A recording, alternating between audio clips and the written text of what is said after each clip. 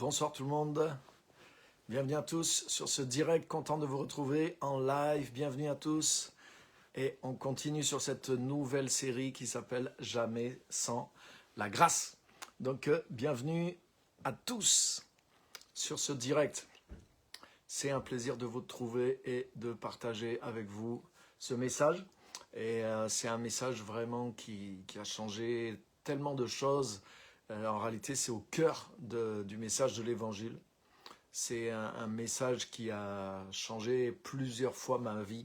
Je pourrais dire que c'est un message qui renouvelle constamment et qui renouvelle constamment ma vie et qui a changé ma vie en tant que chrétien aussi. La découverte de ce qu'est vraiment la grâce de Dieu, c'est quelque chose qui m'a vraiment révolutionné en tant que chrétien et qui est un des piliers de ma vie personnelle, de ma vie familiale, de mon message, de ce que je fais pour Dieu aussi. Et c'est une vérité qui est tellement importante, mais qui vient par révélation. Donc bienvenue à tous. Très content de vous retrouver ce soir. Alors, bienvenue. Je regarde qui est là. Voilà, Pasteur Simone, tu es la première. Merci de ta fidélité. Surtout que moi, tu es comme le Seigneur. Si certains sont infidèles, toi tu as été fidèle. J'ai loupé mon rendez-vous cet après-midi. Joël Balestier, bienvenue. Super, très content de t'avoir. Merci aussi pour ta fidélité. Merci pour les personnes aussi que tu invites, ceux qui sont invités à suivre le direct. Merci. Christiane, bienvenue. Bienvenue à tous ceux qui sont là. Très content de vous avoir et de vous retrouver. Ok, super. Donc bienvenue à tous. Donc on continue ce soir sur cette nouvelle série qui a commencé la semaine dernière, Jamais sans la grâce. Et on avait vu la dernière fois que la grâce, c'est pas un concept simplement, mais ça fait partie de la nature même de Dieu. On a vu comment la loi a été donnée par Moïse. On a pris ce verset dans Jean 1, versets 16 et 17. La loi a été donnée par Moïse. Donc c'est une chose, elle est donnée. Hein, c'est assez concret, c'est fini, c'est un début, c'est une fin, la loi. Voilà, la loi a été donnée par Moïse, mais la grâce et la vérité sont venues par Jésus-Christ. Donc c'est quelque chose qui est entré dans le monde, quelque chose qui est vivant, quelque chose qui est difficile à contenir. Donc on va aller plus loin ce soir pour comprendre mieux la grâce de Dieu. Et vous voyez, j'essaie de montrer c'est tellement vaste et on a besoin du Saint-Esprit. On ne peut pas définir ça, mettre ça dans une boîte parce que c'est la nature même de Dieu. On l'a vu la semaine passée. Donc c'est quelque chose qui nous dépasse, la grâce de Dieu, mais c'est quelque chose qu'on peut vivre, qu'on peut recevoir. On doit le connaître par l'expérience. On ne peut pas le connaître parce qu'on l'a bien cadré dans une petite boîte dans notre tête, mais on a besoin de le découvrir, de le vivre et de continuer de le découvrir. Bienvenue à tous, donc bienvenue Geneviève, tous ceux qui nous rejoignent, super, bienvenue à tous ce soir. Et je vous encourage à partager, même directement.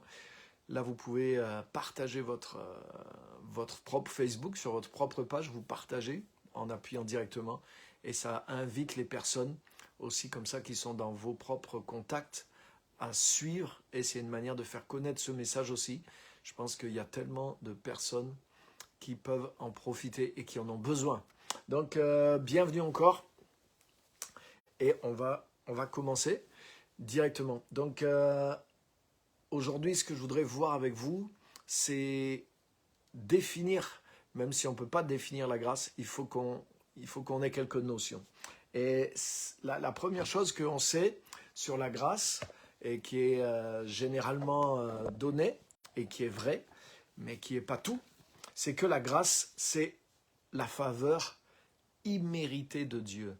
La grâce, c'est une faveur, ça c'est vrai, même au niveau humain, si on fait grâce à quelqu'un, on lui fait une faveur. C'est-à-dire que ce n'est pas quelque chose qu'on lui doit. Hein, un salaire n'est pas une faveur.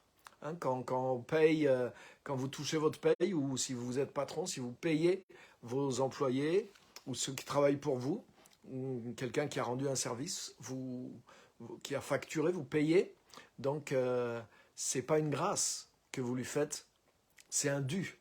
Maintenant, si vous dites, ah, j'ai envie de faire quelque chose de spécial, cette fois-ci, ce mois-ci, j'ai envie de rajouter 25% à ce qui est dû.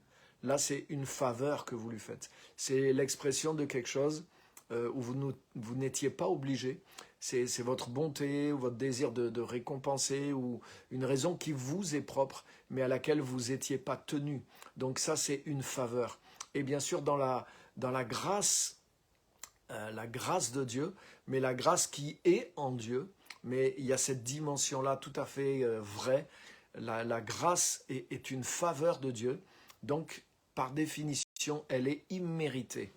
Elle est imméritée. Et ça, c'est très important, parce que dans tout ce qu'on va voir sur la grâce, ça ne se limite pas à cette première définition, si on peut dire, mais en tout cas, dans la nature même de la grâce, elle est imméritée.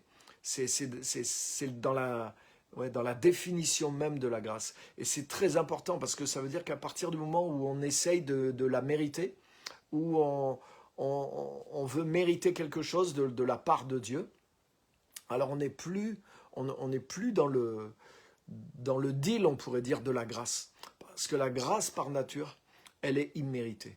Et il faut savoir que sous la Nouvelle Alliance, on le verra, mais sous la Nouvelle Alliance, c'est vraiment le régime, on pourrait dire, on est le régime de la grâce qui est là et qui est majoritaire et par lequel nous vivons, par lequel nous fonctionnons.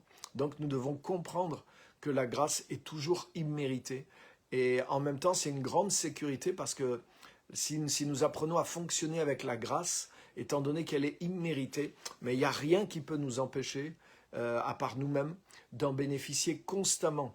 Et nous verrons aussi que la grâce, comme c'est une force et une puissance, mais celui qui vit par la grâce, mais il a la force non seulement de vivre la vie chrétienne, mais il a la force de grandir dans la vie chrétienne, c'est-à-dire dans la ressemblance avec Christ, etc., etc. Donc, j'ai déjà avancé, mais la première chose, le premier point, c'est que la grâce est effectivement une faveur imméritée de Dieu. Alléluia. Ça, c'est tellement important de comprendre ça. Et elle ne change pas. Ça veut dire à partir du moment où je franchis la limite entre quelque chose d'immérité et quelque chose que je veux mériter, à un moment où, des fois, c'est pas conscient, mais dans mon comportement, dans la manière dont je cherche à fonctionner avec Dieu, à chaque fois que je me positionne sur quelque chose qui s'appuie sur mes mérites et que j'espère recevoir comme ça de Dieu ou prouver quelque chose à Dieu, mais je quitte la grâce. À partir de ce moment-là, en tout cas, pour ce domaine dans lequel je suis en train de me mettre à fonctionner comme ça, je franchis la limite qui fait que je sors de la grâce dans ce domaine-là. Et du coup, mais il y a une réponse que je n'obtiendrai pas de la part de Dieu. Donc on verra bien sûr ce que ça veut dire, ce que ça ne veut pas dire. Mais en tout cas, il faut savoir ça, la grâce est une faveur imméritée. Ça, c'est la base. C'est la base. Donc, bienvenue à tous ceux qui nous ont rejoints.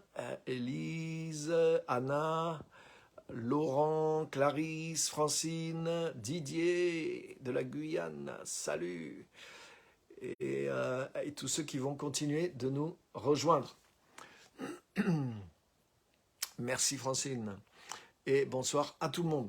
Donc, on avance sur ce volet. Sur la grâce, qu'est-ce que c'est la grâce? La grâce, c'est une faveur imméritée. Mais maintenant, je voudrais aller plus loin que ça. On a vu la semaine dernière déjà, si vous ne l'avez pas eu le message de la semaine dernière, je vous encourage de le réécouter parce que là, on a vu que la grâce, c'est la nature même de Dieu. C'est pas juste, c'est pas un deal, c'est pas un fonctionnement, c'est pas juste une méthode, c'est pas un concept, c'est même pas une alliance, mais c'est quelque chose qui fait partie des attributs de Dieu. Dieu est fait de grâce et de vérité. Hein, on a vu la semaine dernière, donc je ne reviens pas là-dessus. Mais c'est pour vous montrer qu'on est en train d'explorer la grâce. On ne prétend pas tout connaître de la grâce. Hein. La grâce nous dépasse. Et donc, on doit apprendre à découvrir. On doit rester humble parce que Dieu fait grâce aux humbles, justement. La grâce nous dépasse. On peut essayer de la définir, mais c'est elle qui nous définit. Quand tu reçois la grâce, elle fait de toi quelqu'un d'autre. Donc la grâce te définit. C'est plus...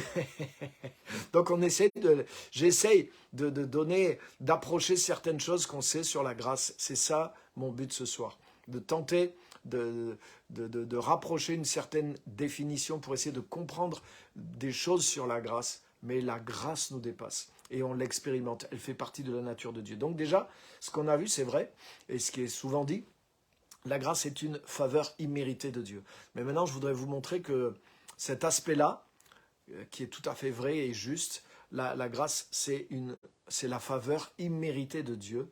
Mais je voudrais dire que quelque part, c'est un peu la raison de la grâce. C'est un peu la cause de la grâce. C'est-à-dire, voilà ce qui motive la grâce. La grâce, ce n'est pas simplement une faveur imméritée. Je dirais que c'est un peu l'origine, c'est un petit peu le point de départ de la grâce. La grâce est une faveur imméritée, bien sûr, et ça c'est toujours vrai. Ça peut pas être autre chose, mais c'est plus que ça. Je dirais que la faveur imméritée, c'est la cause de la grâce, le point de départ de la grâce. Maintenant, ce que je voudrais vous montrer aussi, c'est que, bien sûr, la grâce, elle est teintée de ça, elle est sans mérite, c'est une faveur, comme on l'a vu, mais elle est plus que ça. La grâce, donc premièrement, faveur imméritée de Dieu. Deuxièmement, la grâce, c'est une force en action. La grâce, c'est une force en action. Regardez dans 2 Corinthiens chapitre 13, verset 13. C'est un verset qui est connu aussi. 2 Corinthiens 13, 13, qui est le dernier verset de 2 Corinthiens. 2 Corinthiens 13, 13. Vous allez voir, ça va nous aider à comprendre quelque chose sur la grâce comme une force. La grâce est une force en action. Il est dit que la grâce du Seigneur Jésus-Christ, l'amour de Dieu et la communion du Saint-Esprit soient avec vous tous. Et tout le monde dit Amen. La grâce du Seigneur Jésus-Christ, l'amour de Dieu et la communion du Saint-Esprit soient avec vous tous. La source, dans ce verset, la source, et on le sait, c'est le Père. Le Fils est venu à cause du Père, Jean 3,16, car Dieu a tant aimé le monde qu'il a envoyé son Fils dans le monde. Et le Saint-Esprit, on pourrait dire que le Saint-Esprit, et on le sait aussi, il est venu grâce au Fils aussi. C'est l'œuvre du Fils, l'œuvre de Jésus-Christ qui nous permet de recevoir le Saint-Esprit.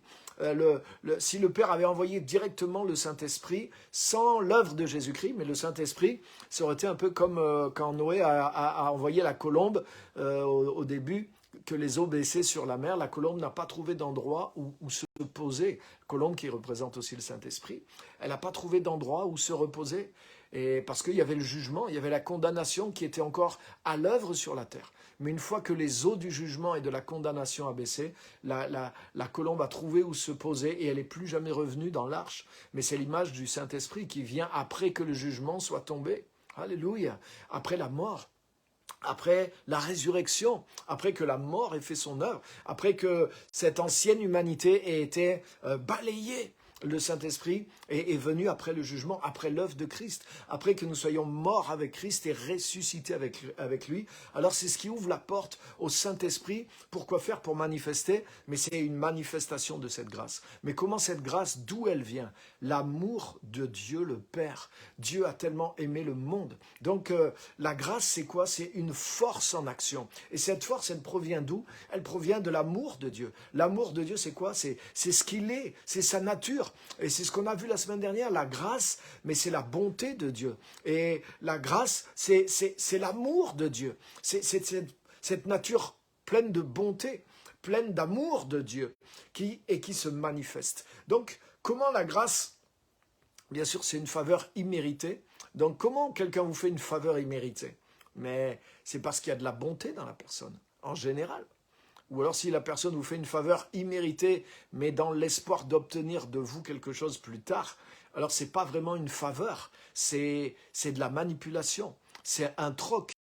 On est d'accord, c'est un investissement. vous voyez, sur vous. C'est une manière un peu de vous...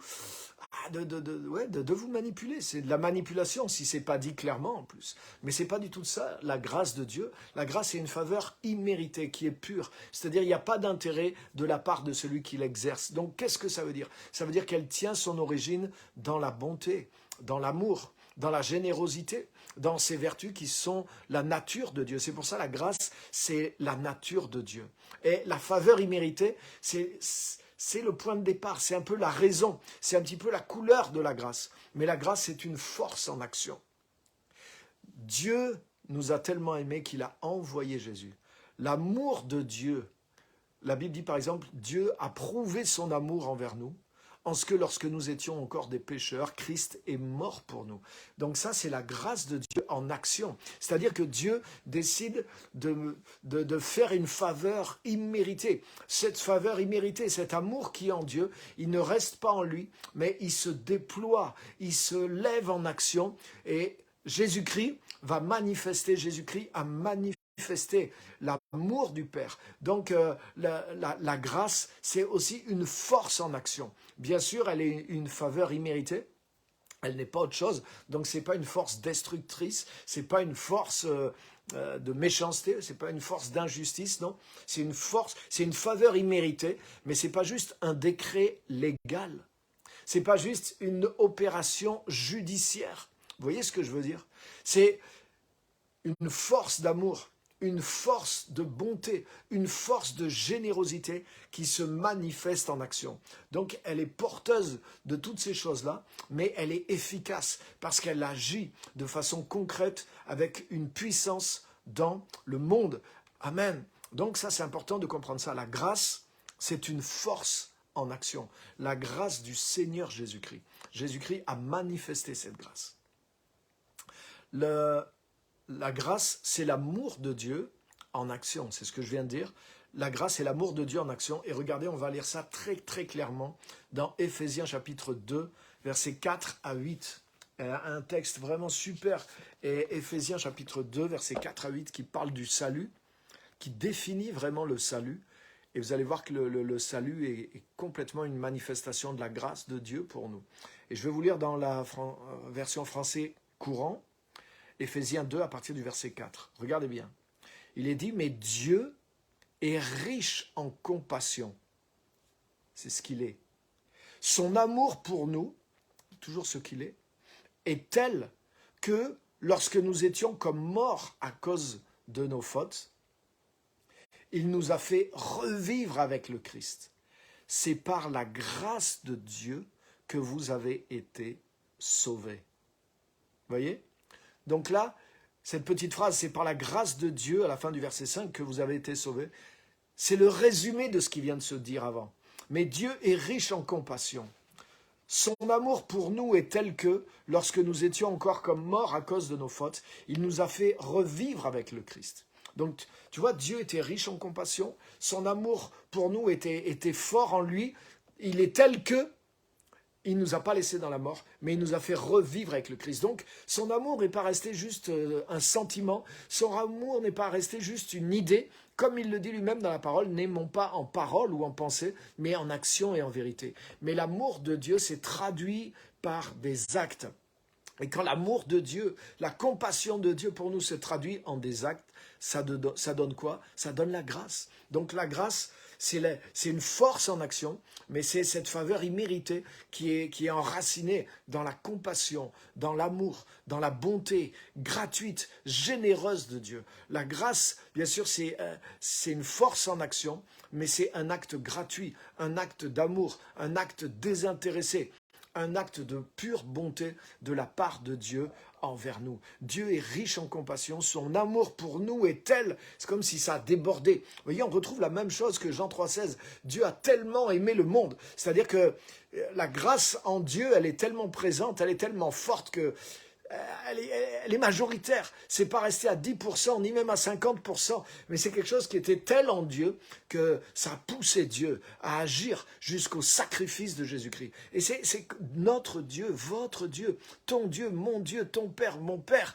il est comme ça. On l'a vu. Et la grâce et la vérité sont de quoi il est fait. C'est ce qu'on avait vu la semaine passée. Dieu est riche en compassion. Son amour pour nous est tel que lorsque nous étions comme morts, il ne nous a pas laissés dans cette mort dans laquelle nous étions. Il nous a fait revivre avec le Christ. C'est par la grâce de Dieu que vous avez été sauvés. La preuve, vous voyez, là on va voir l'aspect on voit l'aspect que c'est une faveur imméritée, mais on voit l'aspect que c'est une force en action. Et ça le fait d'autant plus ressortir, puisque regarde, lorsque nous étions morts à cause de nos fautes, il nous a fait revivre. Donc quand tu fais revivre un mort, mais le mort, il y est pour rien du tout. Hein, si tu as eu un accident de la route, et que ton cœur s'est arrêté de battre, on t'amène au service des urgences, on te fait une piqûre, on te ferait des électrochocs, on te fait un massage cardiaque et on te ramène à la vie, mais tu y es pour rien. On ne te demande pas de collaborer. Hein, les médecins ne vont pas dire « Monsieur ou Madame, s'il vous plaît, hein, essayez de bouger vos bras, tu es mort ». Donc, quelqu'un qui est mort, il est à 100, tout ce qui va lui arriver, tout ce qu'il va recevoir, c'est 100% pure grâce.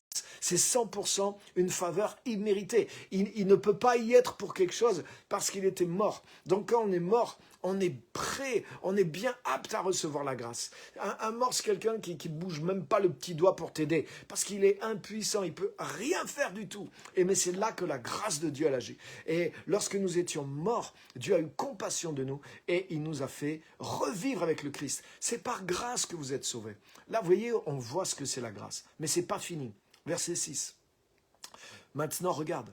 Dans notre union avec Jésus-Christ, parce qu'il nous a fait revivre, mais il nous a fait ressusciter, il nous a unis avec Jésus-Christ. Et dans cette union avec Jésus-Christ, donc ça, tu vois, c'est toujours la grâce. Et on voit trop souvent la grâce, excusez-moi, en tant que chrétien, on voit trop souvent la grâce juste pour pardonner le pécheur. Mais là, on voit une grâce qui est une force. Tu vois, la grâce qui pardonne le pécheur, on pourrait dire, oui, c'est une manifestation d'une faveur imméritée, mais dans un aspect, je dirais, judiciaire. Bien sûr, c'est merveilleux, mais la grâce de Dieu, c'est plus que ça. Là, on voit effectivement, c'est une force en action.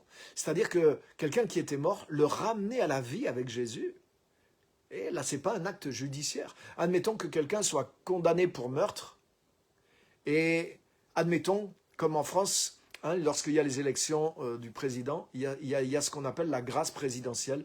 Le président peut faire grâce à quelqu'un, à des condamnés. Et admettons qu'il y aura un nouveau président qui soit élu, et puis il y a quelqu'un qui est condamné à mort, et il décide de lui faire grâce. Donc il vient d'être élu, et il dit, allez, je décide à faire grâce, on va dire que c'est moi, on va dire je décide de faire grâce à ce Pierre-Emmanuel pour qu'il puisse sortir de prison. Et je triche un peu, c'est pas en France, mais peu importe. Non, excusez-moi, je triche pas. J'étais en prison, j'étais condamné à perpète, et le président décide de me faire grâce. Waouh, ça c'est l'aspect judiciaire de la grâce, c'est merveilleux. Mais maintenant, je vais sortir dans une semaine, mais il se trouve que j'étais dans un état de santé quand même fragile, j'étais malade, et voilà, manque de bol, au bout de 5 jours après avoir été gracié, je meurs. Mais tu sais quoi? La grâce présidentielle peut rien faire pour moi. Donc j'ai été gracié sur le plan juridique, judiciaire, mais je vais quand même être enterré. Et finalement, j'ai quitté la prison pour être enterré. Donc j'aurais jamais quitté la prison de toute ma vie.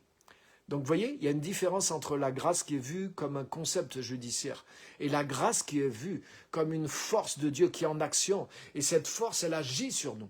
Cette force, elle a agi sur nous. Et alors que nous étions morts spirituellement, elle nous a ramenés à la vie avec Christ. Vous voyez, ça, c'est la grâce de Dieu aussi. C'est pour ça que nous devons la découvrir. Nous ne devons pas l'enfermer dans juste un concept. Ah, la grâce, et quand Dieu te pardonne, tu n'es plus coupable. Tu ne mérites plus le jugement. Donc, tu seras sauvé. Quand tu vas passer devant Saint-Pierre, tu lui montres ton ticket de grâce. Il va dire, ah, c'est bon, tes fautes sont effacées. Alors, tu peux aller au ciel. Amen. C'est juste le premier aspect de la grâce. Il est merveilleux. Mais c'est que le premier aspect, l'aspect judiciaire de la grâce. Regarde là, il y a un aspect de puissance. Quelqu'un qui était mort, le condamné qui est mort et qui est gracié, la grâce judiciaire du président ne peut pas le ramener à la vie. Mais la grâce qui s'est manifestée en Jésus-Christ, non seulement elle dit, ce coupable n'était plus coupable parce que Christ a pris sa culpabilité, mais ce mort ne reste pas mort parce que Christ est mort pour lui pour le ressusciter. Et c'est la même grâce de Dieu. Donc tu as vu, c'est pas juste une décision par rapport au système judiciaire de Dieu, mais c'est une force en action qui nous ressuscite d'entre les morts. Alléluia! Et être sauvé selon cette définition-là, vous voyez, c'est fort ça, c'est tellement important, parce qu'on minimise le salut. Dieu est riche en compassion, son amour pour nous est tel que lorsque nous étions comme morts à cause de nos fautes, il nous a fait revivre avec le Christ. C'est par la grâce de Dieu que vous avez été sauvés. Là, il n'est même pas question d'être sauvé pour aller au ciel. Il n'est pas question d'être sauvé dans l'avenir, même si c'est une vérité biblique, je ne la remets pas en question. Mais ce que je suis en train de dire là, dans ce passage, c'est qu'il parle du salut comme la délivrance de la mort actuelle. C'est-à-dire qu'on est mort spirituellement, on est mort, on est dans un état de mort, il n'y a pas la vie de Dieu en nous. Et là, on n'est pas sauvé en vue d'un avenir qui va nous attendre le jour où on va mourir physiquement. On est sauvé dans l'instant présent de la mort spirituelle que nous avons héritée d'Adam et qui nous a frappés et qui est la condition dans laquelle nous avions vécu jusqu'à cet instant-là. Donc la grâce de Dieu qui nous sauve, elle nous ressuscite maintenant que nous trouvons Dieu, que nous trouvons Christ et que nous recevons la vie éternelle, la vie véritable, la vie Zoé, cette vie qui vient de Dieu. Elle nous frappe, elle pénètre en nous et elle nous ressuscite. Alléluia! Elle nous ramène à la vie.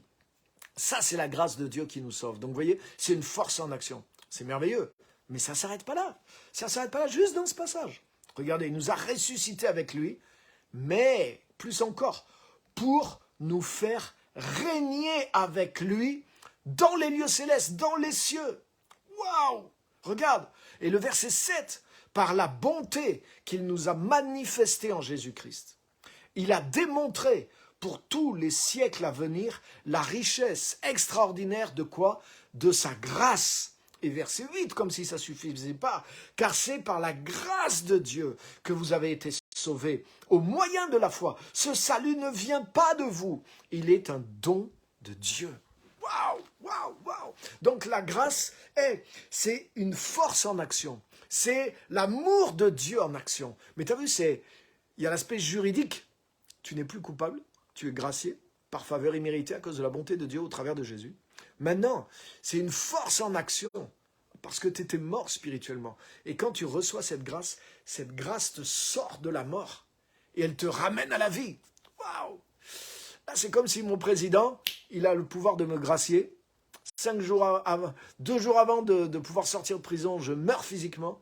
Et là, c'est comme si la grâce, il y avait une grâce. C'est comme, admettons que l'État, à ce moment-là, décide de dire, admettons qu'il y a un chirurgien qui dise, c'est possible d'opérer ce monsieur qui vient de mourir, et on a peut-être une chance de le sauver, mais ça va coûter 100 millions d'euros.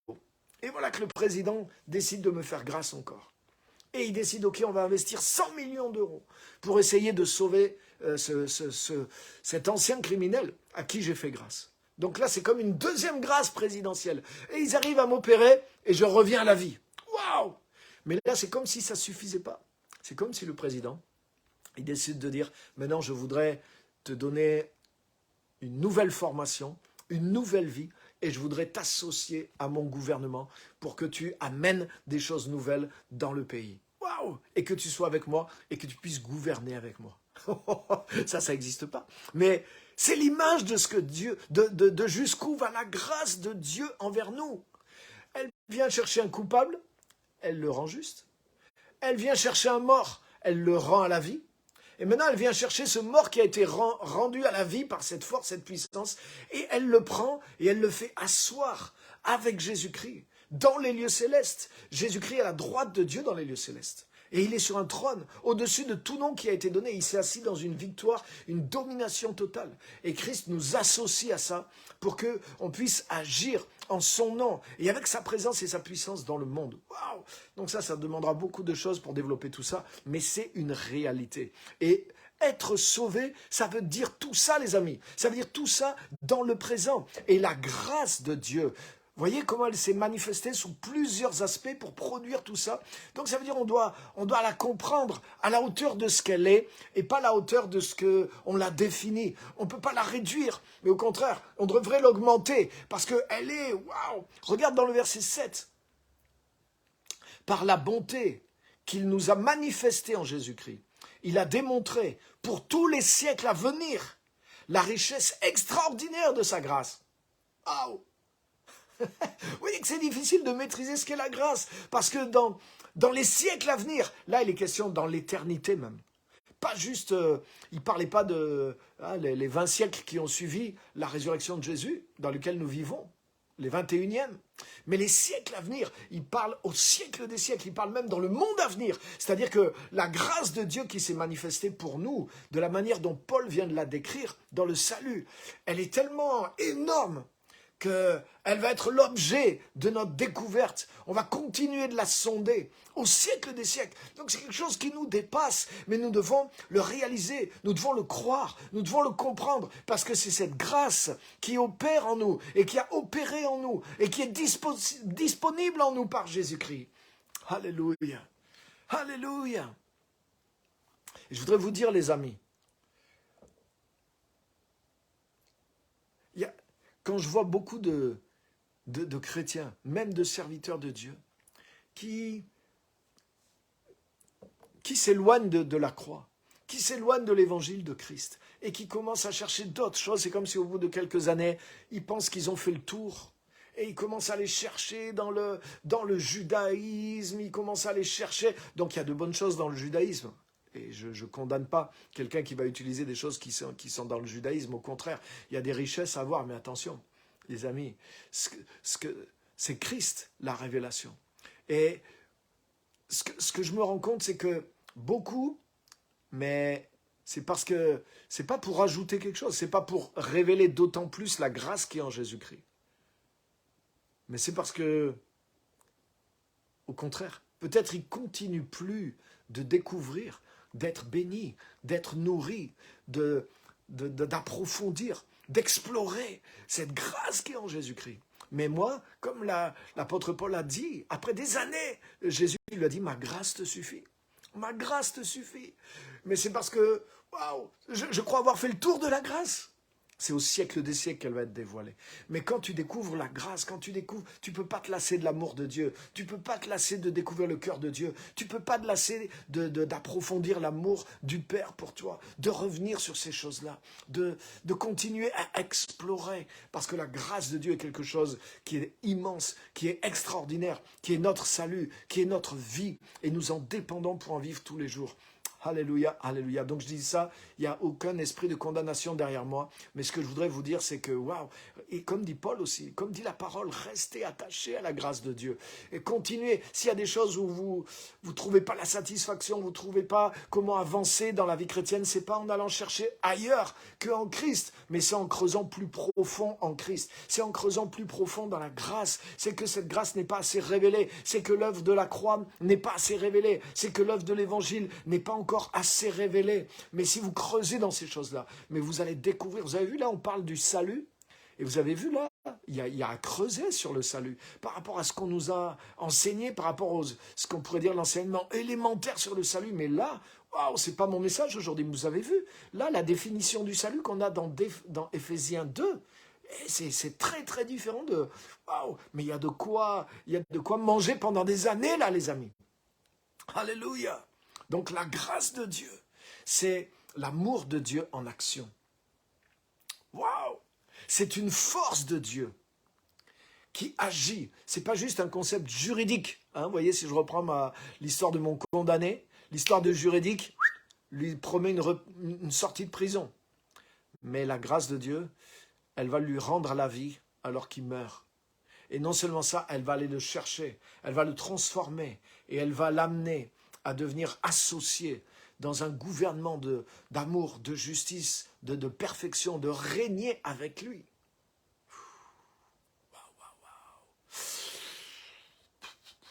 C'est énorme.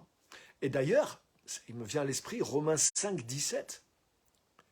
Dans Romains 5, 17, il est dit ceci. Bougez pas, cherchez pas, restez concentrés. Il est dit, à combien plus forte raison écoutez bien, ceux qui reçoivent le don de la justice et l'abondance de la grâce, ils régneront avec Jésus-Christ. Il est dit, ceux qui reçoivent l'abondance de la grâce, ils régneront avec Jésus-Christ. Wow. Donc ce n'est pas que Dieu a des chouchous et certains vont recevoir juste la grâce, d'autres l'abondance, non. C'est que la grâce est quelque chose de très abondant. Mais vous avez vu, c'est dans les siècles à venir qu'on va découvrir, et même Dieu va être, Jésus et Dieu vont être loués, adorés dans les siècles à venir à cause de cette grâce. Parce qu'elle va être les effets de la grâce vont être d'autant plus répercutés dans l'éternité qu'ils vont être célébrés pendant l'éternité. La grâce va continuer d'apparaître parce qu'on en verra les répercussions éternelles. Mais nous devons avoir les répercussions immédiates. Parce que vous avez vu ce qu'on a lu dans Éphésiens 2, c'est les répercussions immédiates. Que je sois sorti de prison, c'est maintenant que ça s'est passé. Que je sois ramené à la vie, c'est maintenant que ça s'est passé. Que je sois assis avec Christ et que je puisse régner avec lui dans les lieux célestes, mais c'est à partir du jour où j'ai été sauvé que ça s'est manifesté. Peut-être je ne l'ai pas saisi ce jour-là et je continue de le saisir. C'est pour ça que la grâce, je continue de la saisir, j'en dépends. Je veux vivre de cette grâce. Elle est imméritée. Mais elle est réelle et elle agit dans le temps présent. Et vous et moi, on a besoin de la saisir dans le temps présent parce qu'elle est immense déjà dans les répercussions qu'elle a et qu'elle veut avoir dans notre présent. Et ne vous lassez pas de l'évangile. Allez pas chercher ailleurs. Approfondissez ce qui va vous aider à approfondir la grâce. Et c'est ce qui se passe. Plus tu découvres, par exemple, plus tu lis l'Ancien Testament avec la révélation de la grâce, plus tu vas découvrir la révélation de la grâce, la révélation de Jésus-Christ qui est partout. Et ça va t'aider à en comprendre encore d'autres facettes. Et ça va resserrer ta relation avec Dieu. Ça va resserrer ta relation avec la grâce. Et qu'est-ce qui va se passer? Mais tu vas la recevoir dans son abondance. Tu vas dire, mais elle est là, elle a été pourvue, elle a été donnée, elle est pour moi, elle est simple à recevoir, mais elle est donnée en Christ. Et quand tu vas recevoir non seulement la grâce, mais quand ta foi, ta perception va grandir sur la grâce, tu vas recevoir l'abondance de la grâce. Et en recevant la grâce dans son abondance, qu'est-ce qui va se passer? Tu vas régner avec Christ, parce que c'est ce qui est écrit là. Et comment tu peux te lasser de ça? Si tu rentres vraiment dans le règne avec Christ, waouh, mais tu ne peux pas te lasser de ça. Parce que c'est une vie de joie, c'est une vie de victoire, c'est une vie de domination sur ce qui est mauvais, sur les forces de ténèbres. C'est une vie aussi pour amener le royaume de Dieu, pour amener l'œuvre de Dieu, pour guérir les malades, pour avoir un impact, pour avoir la puissance du Saint-Esprit, pour agir en son nom avec l'efficacité de cette grâce qui est une force en action. Waouh, alléluia. Alléluia. Soyez des étudiants de la grâce. Soyez des passionnés de la grâce. Soyez des amoureux de la grâce. Soyez des élèves de la grâce. Soyez des disciples. Soyez des élèves du Saint-Esprit. Regarde par exemple, l'apôtre Pierre, il dit, mais croissez dans la grâce. Grandissez dans la grâce. Comment passer de la grâce à l'abondance de la grâce? J'en reçois pas plus. Je ne peux pas recevoir plus, on va le voir, que tout ce que Dieu a déjà donné en Christ. Mais je grandis dans la connaissance de la grâce. Waouh, c'est moi qui en reçois plus. Elle est tellement immense. Mais j'ai comme un tout petit, au début, je la prends à la paille. C'est exactement ça l'idée. Au début, le petit message, des fois qu'on a entendu, excusez-moi, même s'il est glorieux, mais des fois le petit message qu'on a entendu, on a eu la grâce à la paille. On a bu la grâce à la paille. Et déjà, waouh, ça nous a fait tellement de bien. Mais quand tu vas découvrir la grâce, waouh, tu vas enlever la paille. Tu vas voir que tu peux boire. Et même s'il y en a un peu qui tombe à côté, mais tu ne peux pas épuiser la grâce. Alléluia. Waouh, c'est énorme, les amis. C'est énorme. Dans notre union avec Jésus-Christ, Dieu nous a ressuscités avec lui pour nous faire régner avec lui dans les cieux. Par la bonté qu'il nous a manifestée en Jésus-Christ, il a démontré pour tous les siècles à venir la richesse extraordinaire de sa grâce. Car c'est par la grâce de Dieu que vous avez été sauvés au moyen de la foi. Cela ne vient pas de vous, mais c'est un don de Dieu. Waouh! Waouh! Revenez sur ces versets. Il y a tellement et tellement de choses. Donc voilà, la grâce, c'est une faveur imméritée de Dieu. C'est une force en action. C'est l'amour de Dieu en action. Et vous avez vu les différentes actions. Non seulement le côté judiciaire, non seulement nous ramener à la vie, mais nous faire régner avec lui dans les lieux célestes. Nous donner cette dimension de règne. Alléluia, de la grâce. Wouh! Donc, la grâce, on pourrait dire, c'est le déploiement de la bonté de Dieu. C'est pour ça que c'est une action de sa nature. C'est sa nature traduite en action. C'est le déploiement de sa bonté de Dieu. Et j'ai noté aussi, c'est pour donner pour mieux nous aider à comprendre. La grâce, c'est quoi? C'est ce qui arrive lorsque Dieu agit gratuitement pour faire du bien. La grâce, c'est ce qui arrive, ce qui se produit lorsque Dieu se met à agir gratuitement pour faire du bien. C'est une faveur imméritée. La grâce de Dieu ne peut pas faire du mal. La grâce de Dieu fait du bien. Wow. Je vais vous donner un autre passage aussi qui va nous aider à comprendre, qui est un exemple de cette bonté de Dieu, lorsque Dieu agit gratuitement pour faire du bien. Le choix, par exemple, sur le choix de la nation d'Israël. Regardez Deutéronome chapitre 7. Deutéronome chapitre 7, versets 6 à 8.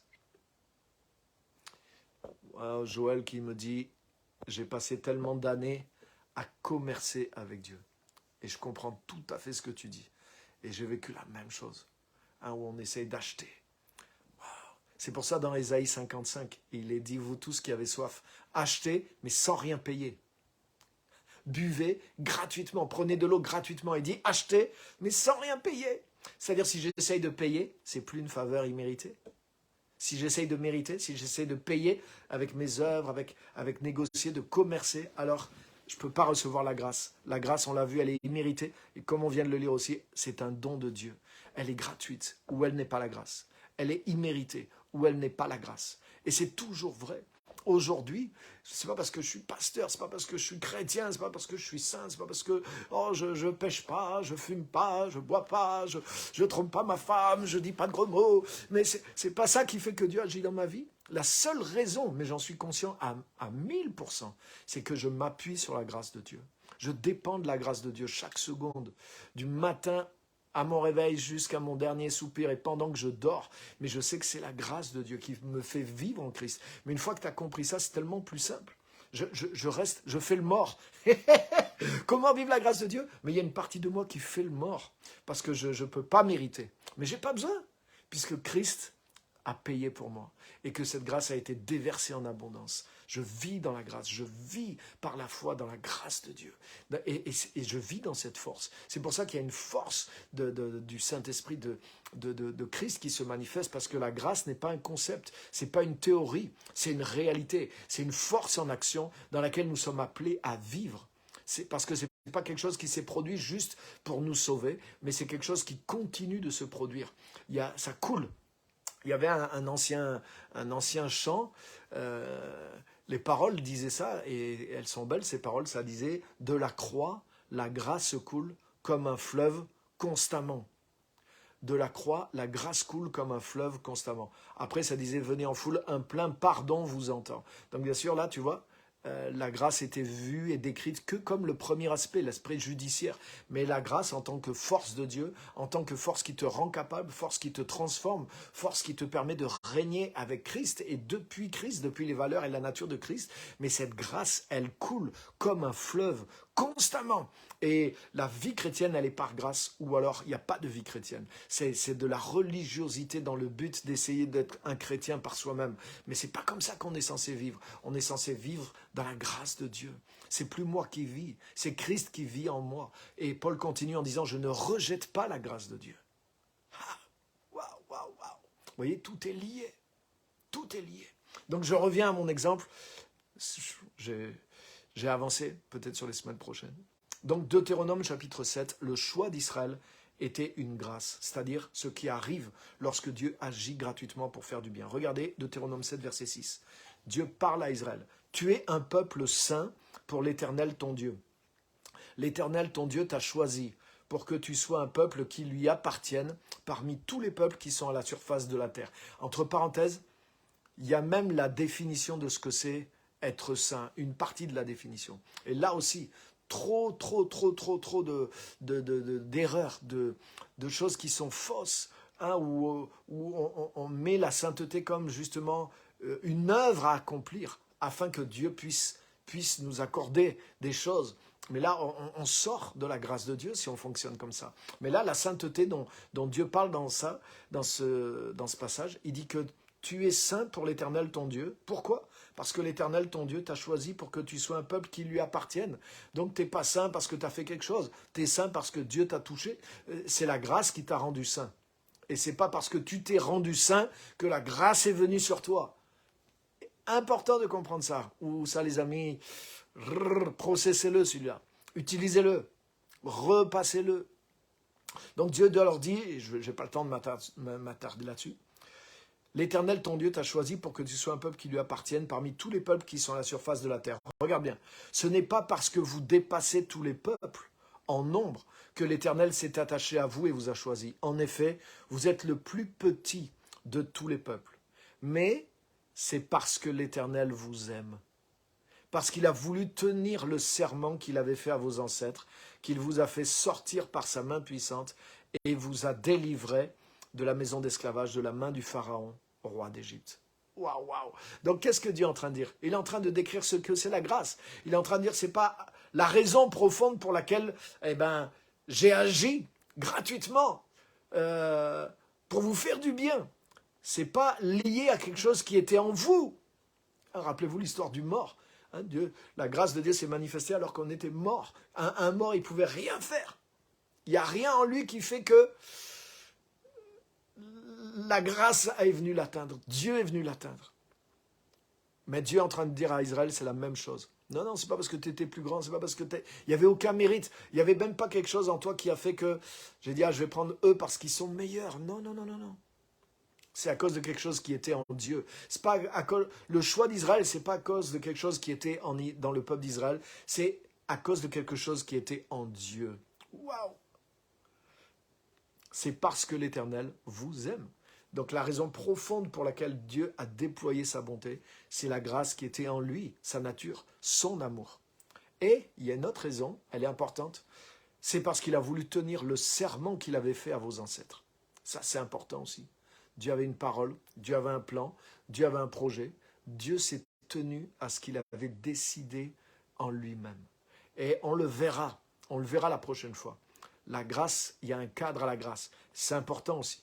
Parce que la grâce, elle ne dépend pas de nous, elle dépend de Dieu. Elle se manifeste par rapport à l'amour qui est en Dieu.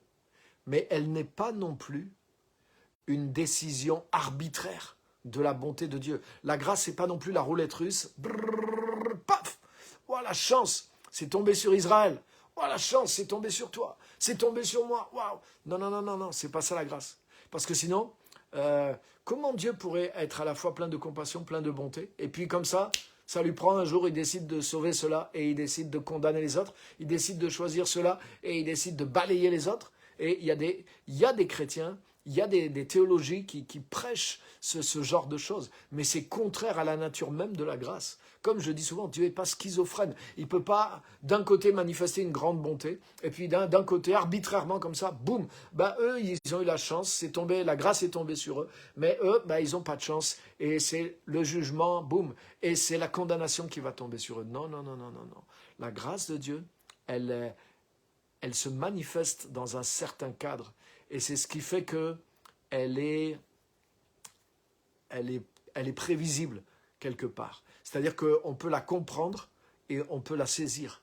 Elle vient pas de quelque chose qui est en nous. Elle vient de quelque chose qui est en Dieu. Il n'y a aucun mérite de notre part. Mais il y a un chemin tracé par Dieu pour qu'on puisse y accéder. Ce n'est pas une décision arbitraire. Ça veut dire qu'on peut aller vers la grâce. On peut aller vers la grâce.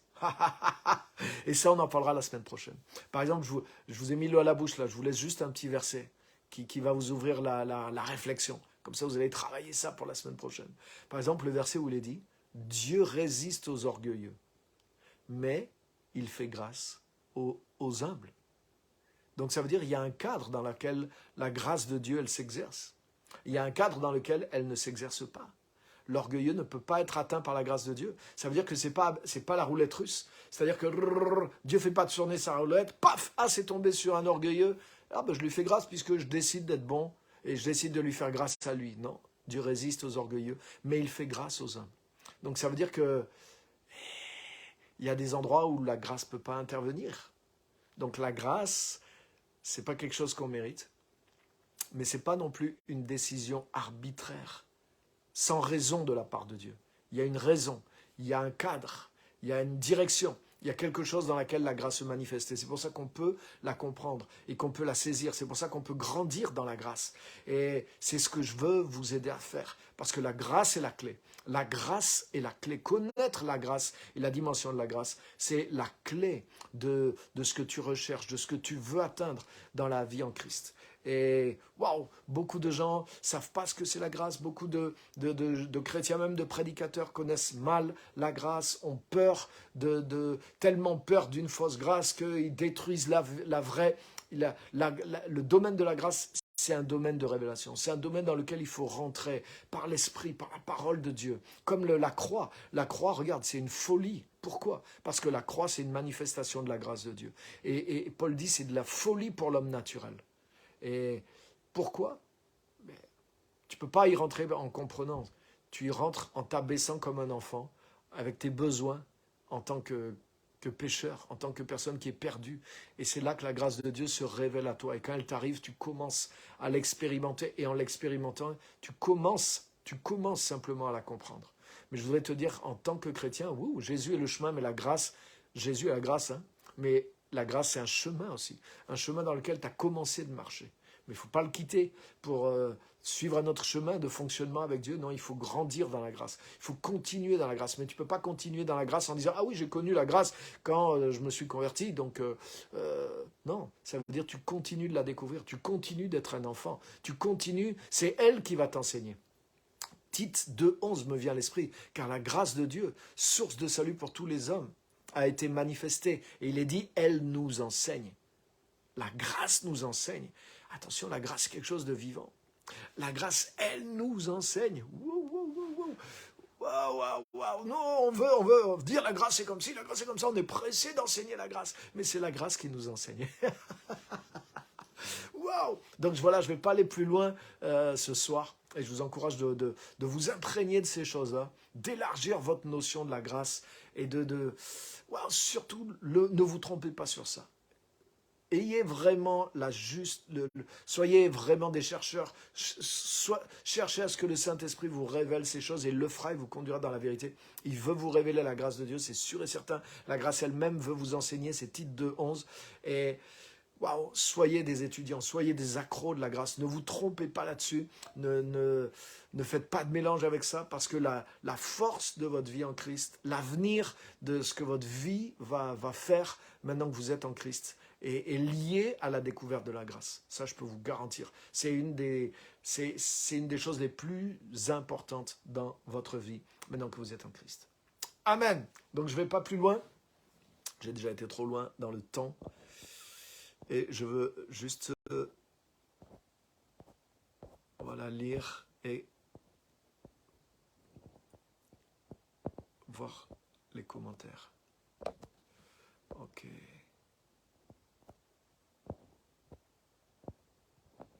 Il a fallu que je m'éloigne pour me rendre compte combien la grâce de Dieu est sur ma vie sans que je mérite quoi que ce soit. Et ouais, malheureusement, c'est ça. C'est des fois quand on est...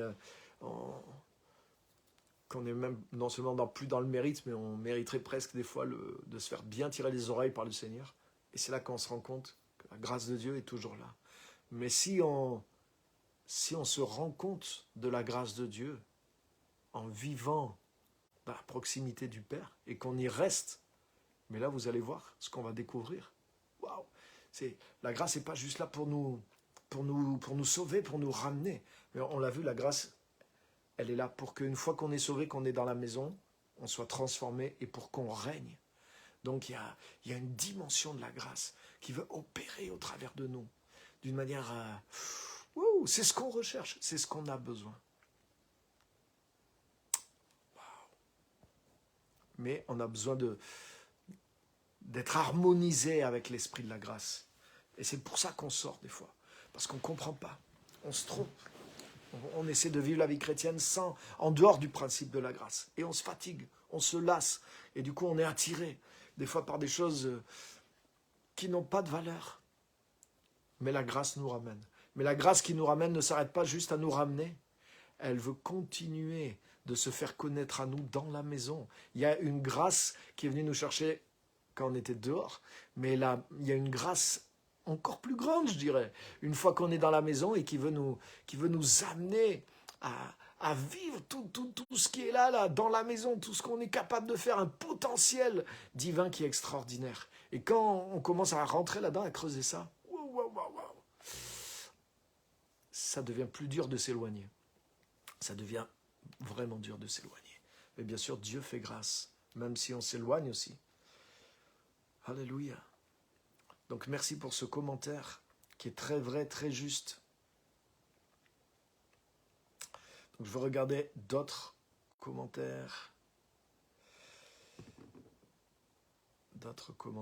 Merci en tout cas d'être là tous. Je vous encourage à partager ceux que je n'ai pas salués encore. Et partager le message sur votre chaîne directement. Comme ça, les autres peuvent suivre le message. Donc je veux juste donner la parole à vos commentaires. Excusez-moi, je suis en train de regarder en même temps. Voilà. Et pouvoir commenter. Pasteur Simone, on peut réécouter 10 fois. Je vous encourage à réécouter plusieurs fois. À réécouter les séries entières. C'est comme ça qu'on renouvelle notre façon de penser. Moi, de méditer sur la grâce, je ne sais même plus en milliers d'heures à combien j'en suis. Mais j'ai développé cette mentalité-là parce que c'est tellement... Ça appartient à Dieu. Donc pour que notre intelligence soit renouvelée, on a besoin pour grandir dans la grâce, on a besoin d'avancer, on a besoin de s'en imprégner.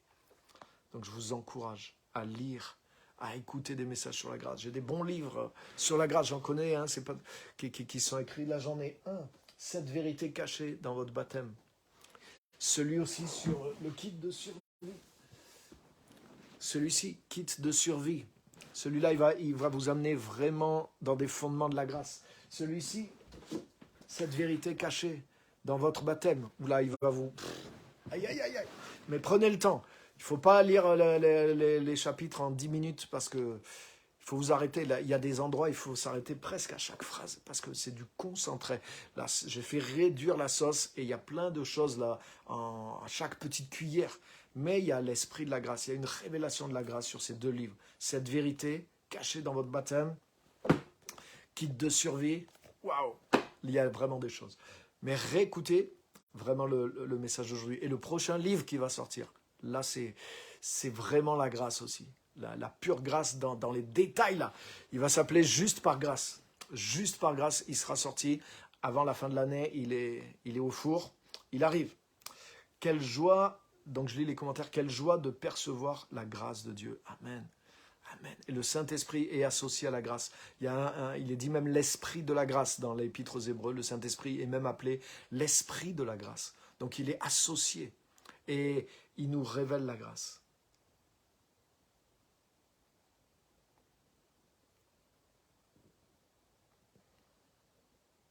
Merci pour les commentaires. Oui, j'ai déjà relevé le commentaire de... J'ai passé tellement d'années à commercer avec Dieu. Et c'est vrai, on perd des fois du temps en tant que chrétien parce qu'on ne comprend pas la grâce.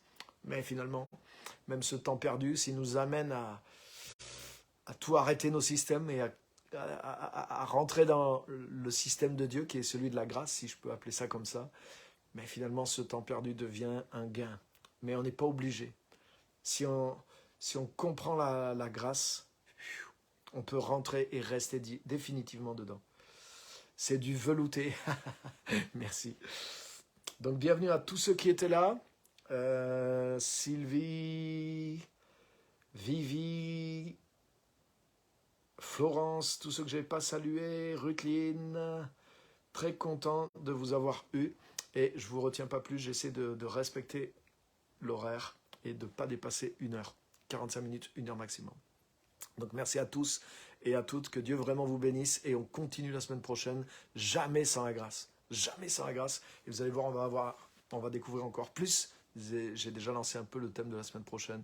Donc merci à tous d'avoir été là, vous pouvez partager et à bientôt de se retrouver sur ce direct. Merci à tous, bye, bye, bye.